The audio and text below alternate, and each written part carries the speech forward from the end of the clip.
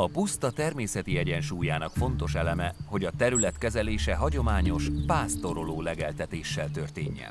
Az ősi kutak állapotfelmérésére és rendbehozatalára nagy figyelmet fordít Hoffmann Károly, hiszen a vízellátás a jószági jóllétének alapfeltétele.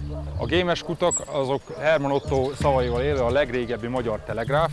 Tehát akkor, amikor még nem volt telefon, meg nem volt semmiféle ilyen könnyű hírközlési szerkezet, akkor a pusztában a pásztorok a gémnek, az ostornak a különböző állásaival tudtak egymásnak üzenetet közvetíteni.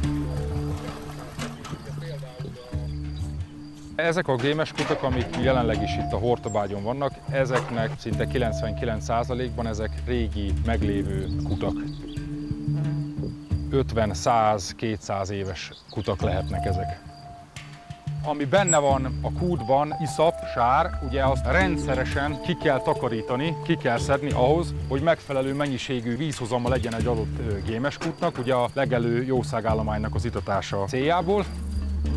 A természetvédelem iránti indítatásom az általános iskola 5. osztályos koromban kezdődött. A Püspökladányi természetvédői csoportba kerültem be, és ez kezdetektől fogva meghatározta a természetvédelemmel kapcsolatos elhivatottságomat. Aztán később a Hortobágyi Természetvédelmi Kutatótáborba kerültem középiskolás koromba. Megadták nekem azt az egészséges injekciót, ami által későbbi életemben a természetvédelemben is elhelyezkedtem, szakmámul és hivatásamul ezt választottam. A mentoraim azokat az összefüggéseket is megpróbálták megmutatni, hogy nem csak fajszinten kell gondolkozni a természettel kapcsolatban, hanem összességében tekinteni, tehát élőhelyekbe kell gondolkozni.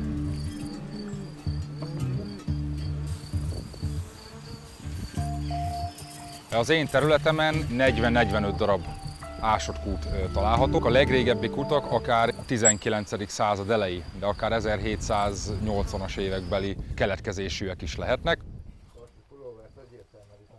Amikor elkezdted az iszapot szedni, akkor hol volt körülbelül az iszap, meddig? Hát pontosan itt. Ja, itt látszik, hogy igen. Itt ugye nem saras egyáltalán. Nem, hát idáig volt a víz, látszik a színén, a tégla színén látszik, hogy a vízszint most hol tart. Egyébként nagyon száraz évet tart, mert tavalyi évben itt volt a vízszint, igen. Tavaly előtt pedig itt. Egy kutat 8 méterre csinálnak, átlagosan, van tőle mélyebb is, de 7 a biztos, akkor is 3,5 méter pöttyő van benne, ami azt kiszedem, az megint egy 100 év mire ugyanennyi lenne benne. Úgyhogy.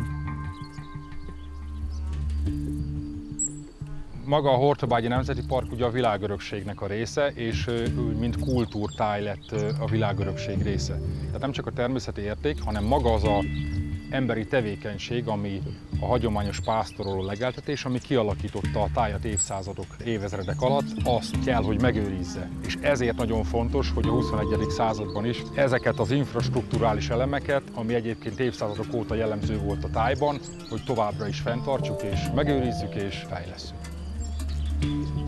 Maga a természetvédelmi őri munka számomra elsősorban egy munkahely nyilván. Másodszorban egy hobbi, és harmadsorban, ami lehet egyébként a legfontosabb, egy hivatás. Szerencsés embernek gondolom magam, mivel a munkahelyem a hobbim, hogyha ezt hivatásszerűen is tudom csinálni, és még a gyakorlati természetvédelemért is tudok tenni, itt Hortobágyon például, a szűkebb környezetemben, akkor igazából ez egy főnyeremény, és ebben örömömet lelem a munkában, és azért, hogy tehetek a természetvédelem ügyéért.